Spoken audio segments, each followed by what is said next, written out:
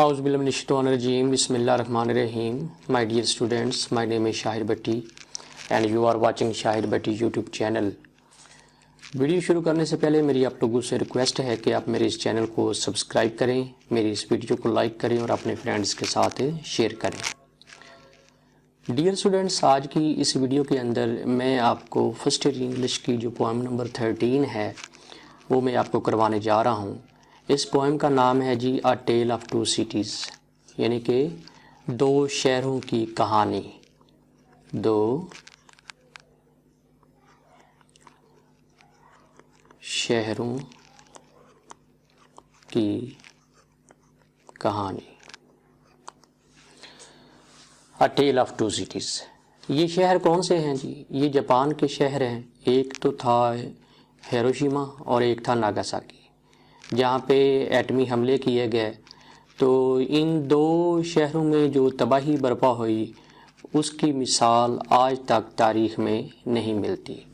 लेकिन सलाम है उन लोगों को, उन शहरों के, उस मुल्क के आवाम को जिन्होंने इस क्राइसिस को, इस क्लैमिटी को बहादुरी से सेव किया और दुनिया को साबित कर दिया कि कौमें कैसे बनती हैं, कौमें कैसे ज़ीरो से स्टार्ट लेती हैं, कौमें कैसे अपनी बुनियादें राख से उठाती हैं और आसमान की बुलंदियों को छू जाती हैं।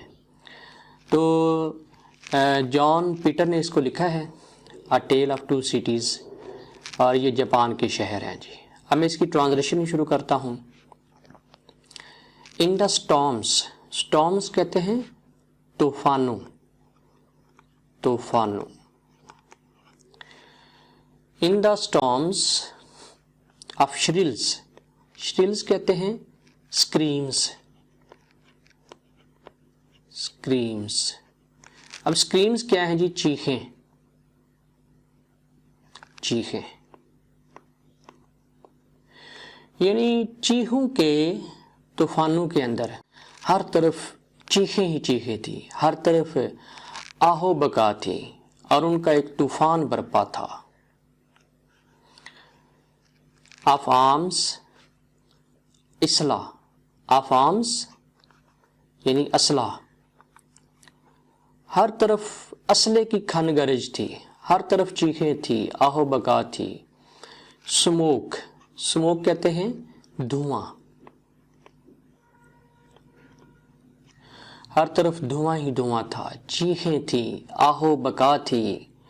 ड्रिल्स, ड्रिल्स का मतलब है कि फौजियों की मशकों की आवाज़ें थी, फौजियों के आने जाने की आवाज़ें थी। ड्रिल्स थी, ड्रिल्स आवाज़ें। अब ये जो वाक़या हुआ था ये soon after the second world war हुआ था, ठीक है। तो शायर ने उसकी भी अक्कासी जो है ना वो शुरू वाली लाइंस के अंदर कर दी है।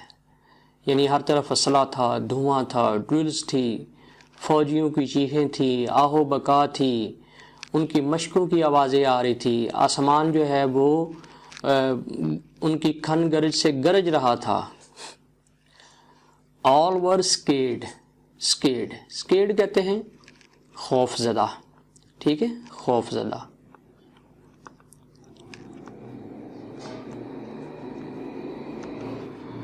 बर्न्ड एंड अफ्रेड, और हर तरफ आग थी, ठीक है ना। बर्न्ड, बर्न्ड कहते हैं जले हुए, जले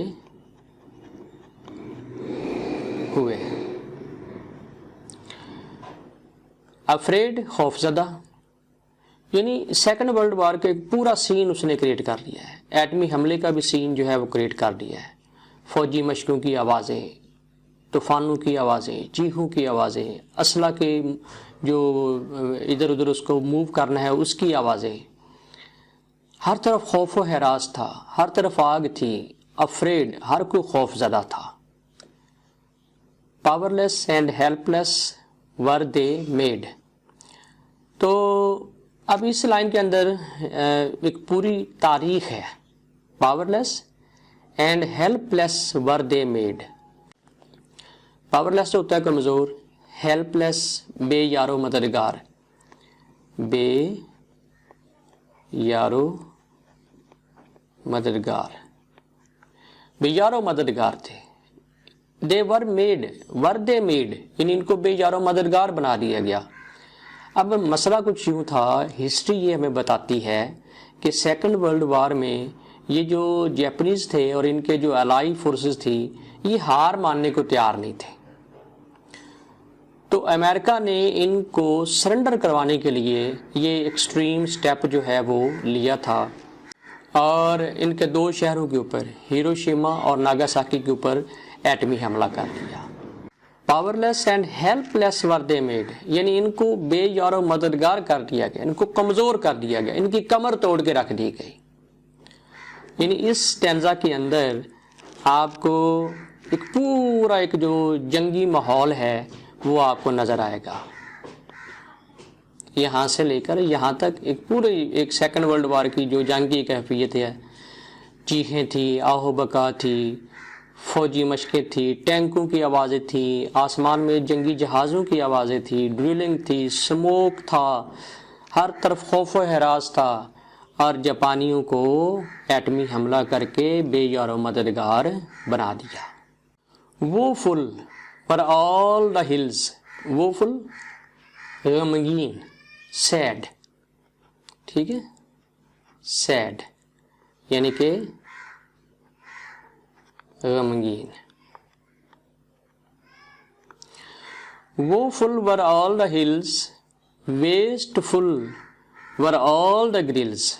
वेस्टफुल, वेस्टफुल का मतलब ज़ाया हो गए थे, उजड़ गए थे, उजड़ी हुई, उजड़ी हुई। ग्रिल्स, ग्रिल्स का मतलब यहाँ पे जो है वो फेंस है, फेंस, FENCES, फेंसेस, बाड़े। ये जो बागीचे के गिर्द लगाते हैं ना बाड़े, ठीक है, उसको फेंसेस कहा गया है, ग्रिल्स कहा गया है।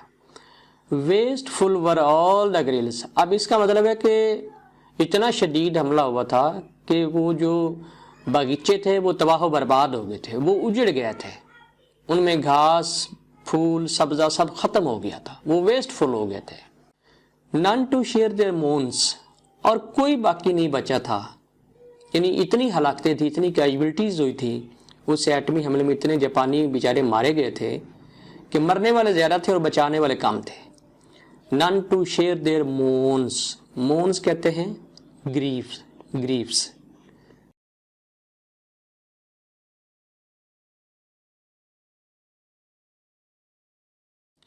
गम, उनके गम बांटने वाला कोई बचा ही नहीं था। None to lessen, lessen, lessen होता है रिड्यूस करना, ठीक है, REDUCE, रिड्यूस यानी कि कम करना, लेसन। देयर ग्रोन्स, ग्रोन्स कहते हैं उनके जो चीखें हैं, आहो बका है, ठीक है, उनके जो लैमेंट्स हैं, उनका जो रोना धोना है, रोना, यानी उनको कोई दिलासा देने वाला नहीं था, उनके कोई गम शेयर करने वाला नहीं था, उनके गमों को कम करने वाला कोई नहीं था। द फ्लावर्स, फ्लेवर्स, फूल और उनकी खुशबू, ऑल स्मैश्ड, स्मैश्ड का मतलब है तबाह बर्बाद हो गए, तबाह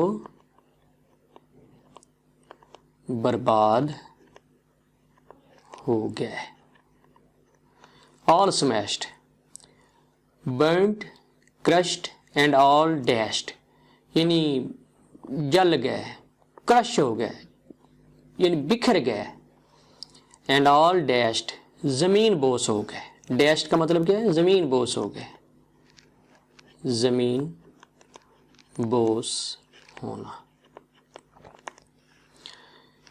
यानी फूल पत्ते, ये इनकी खुशबुएं, सब्जा, ये सब खत्म हो गया, जल गया। And all passed through the grind, grind कहते हैं ये जो चक्की होती है, ठीक है ना, आटा पीसने वाली जो चक्की होती है।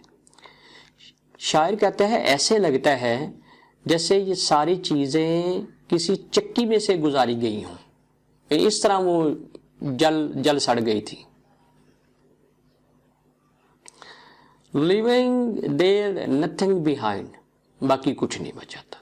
फूल बूटे बागीचे सब तबाह बर्बाद हो गए। ऐसे लगा था जैसे उनको चक्की में किसी ने पीस के रख दिया हो।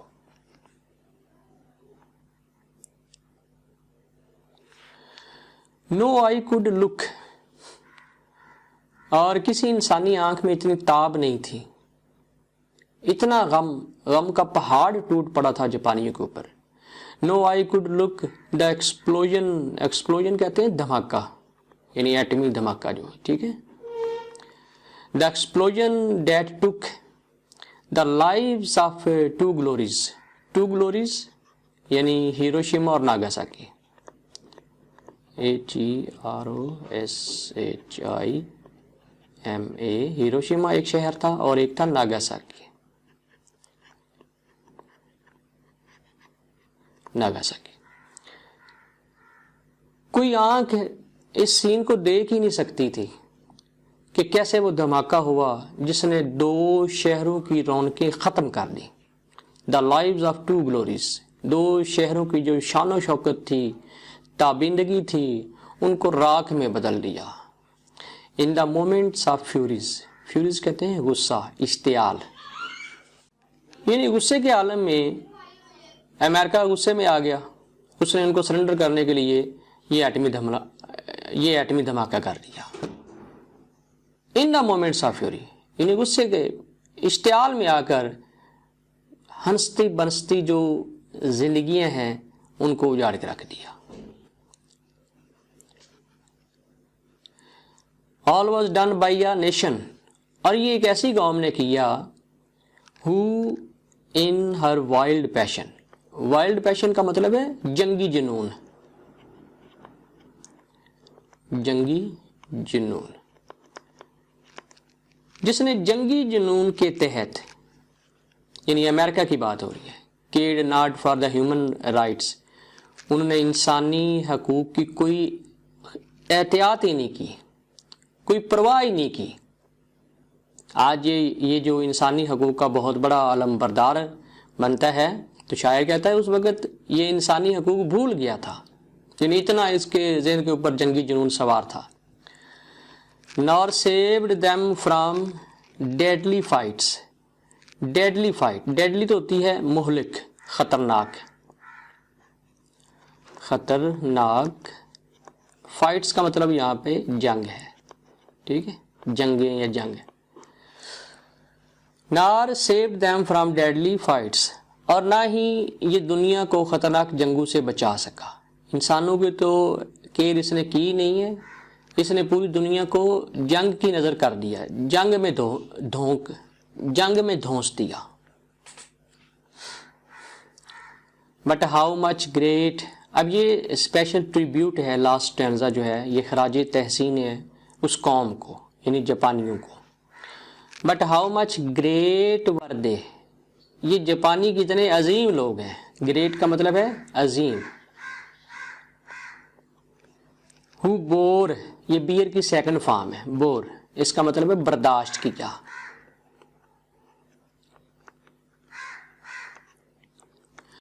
Who bore the pains of black day, जिन्होंने इस ब्लैक डे, ब्लैक डे यौम स्याह, यौम स्याह। आज भी जो जापानी हैं वो 9 अगस्त को हर साल यौम स्याह मनाते हैं।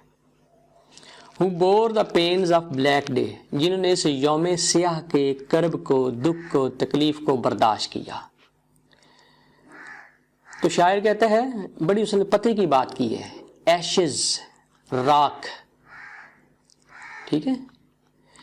Ashes are not merely the waste, merely कहते हैं ओनली, महज, महज। Ashes are not merely the waste, ये जो राख है ये ज़ाया नहीं जाती। देखें रेली क्रेट द ग्रेट, और जापानियों की जो राखें हैं जो उस एटमी हमले की नज़र हो गए थे, जल सड़ गए थे, राख में तब्दील हो गए थे, तो उन्होंने इस चीज़ को अपने लिए एक मतलब कि एक नेगेटिव चीज़ नहीं लिया, बल्कि उन्होंने इसका बदला पॉजिटिव होकर लिया। Ashes are not merely the waste, कि ये जो राख है ये ज़ाया नहीं जाती। They can really create the great. और जापानियों ने ये साबित कर दिया कि कैसे कौमें जो हैं वो ज़ीरो से हीरो बनती हैं, कैसे वो राख से अपने आप को उठाती हैं और अपने आप को बामे अरूज पर लेकर जाती हैं। दे can really create the great, कि कैसे उन्होंने अपने आप को हकीकी तौर पर दुनिया में मनवाया, यानी दुनिया भर में उन्होंने साबित कर दिया कि हम अजीम कौम हैं। उम्मीद है कि आज का वीडियो लेक्चर आपको पसंद आया होगा। इसके साथ ही शाहिद भट्टी को इजाज़त दीजिए। अल्लाह हाफ़िज़।